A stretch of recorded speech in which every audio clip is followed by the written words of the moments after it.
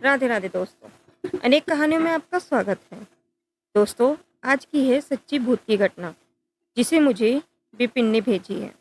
तो चलिए दोस्तों, स्टार्ट करती हूँ। मुंबई की हैं ये जो विपिन थे, वो मुंबई में अपनी पढ़ाई पूरी करने आए थे। तो उन्हीं की ये घटना है।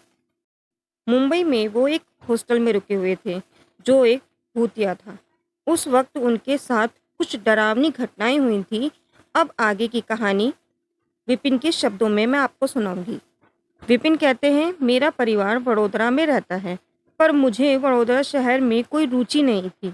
मैं मुंबई में रहने चाहता था।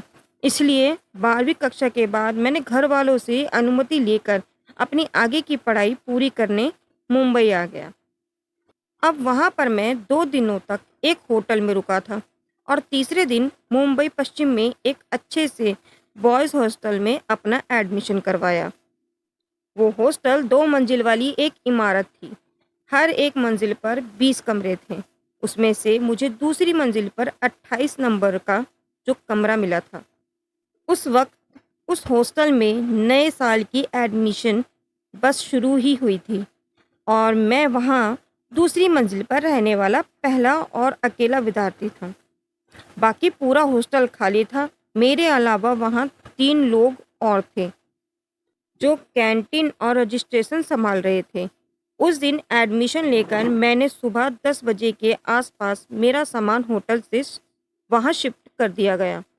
मैं 3 दिन की भागदौड़ से थका हुआ था, इसलिए सामान रखने के बाद मैं तुरंत सो गया। कुछ समय बाद मेरी नींद दरवाजे की आवाज़ से टूटी। कोई दरवाज़ा खटखटा रहा था। उस वक्त दोपहर के 12:30 बज रहे थे। मैंने नींद में जाकर दरवाज़ा खोला। दरवाजे पर हाफ चड्डी और सफ़ेद कुर्ता पहने एक जवान लड़का खड़ा था। उसने कहा, दोपहर का खाना तैयार है, कैंटीन में आकर खा लीजिए। मुझे भूख तो लगी थी। मैंने कहा, ठीक है, आता हूँ। उसके बाद मैं तुरंत ही कैंटीन में जा पहुँचा।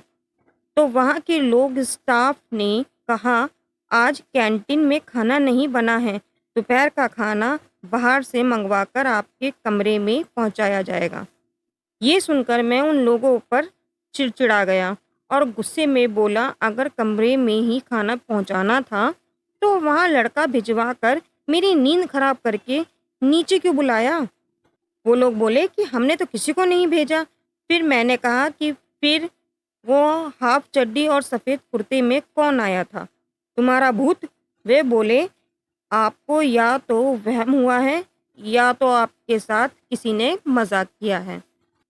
फिर पहले ही दिन बवाल ना हो इसलिए मैं अपने कमरे में चला गया, पर मेरे दिमाग में वो लड़का छप चुका था।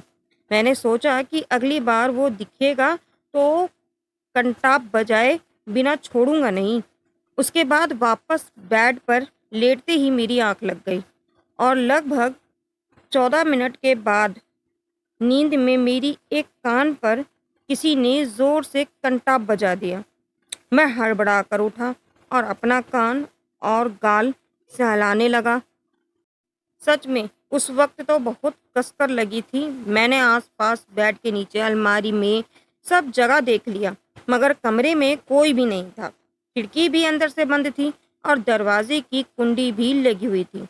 फिर सोचा कि शायद मैंने कोई बुरा सपना ही देखा होगा।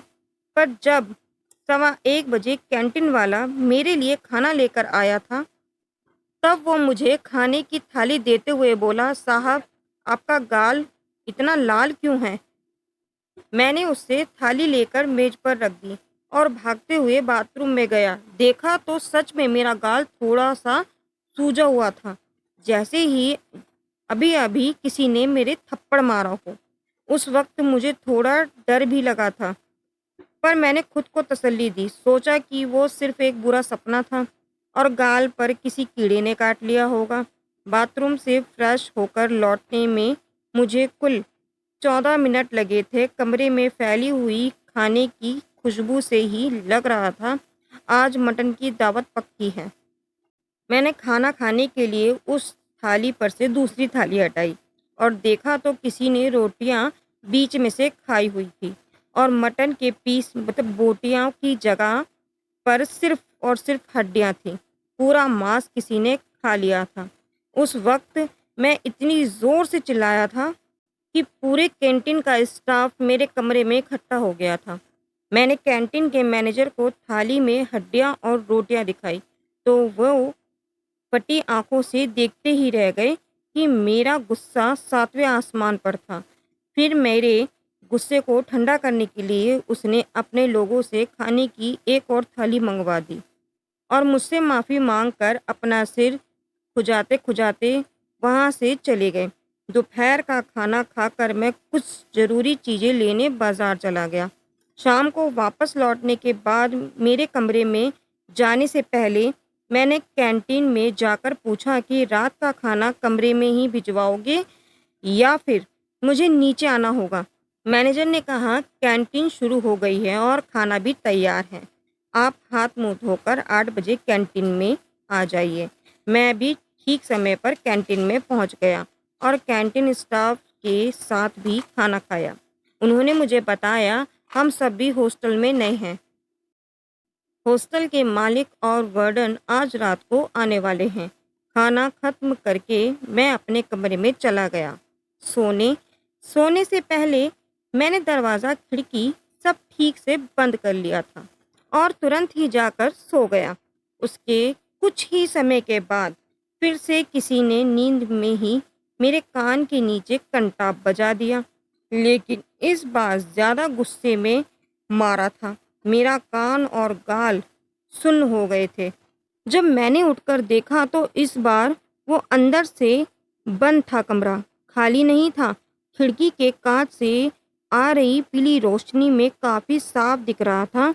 वहीं सफ़ेद कुर्ते वाला लड़का मेरी तरफ पीठ करके खड़ा था।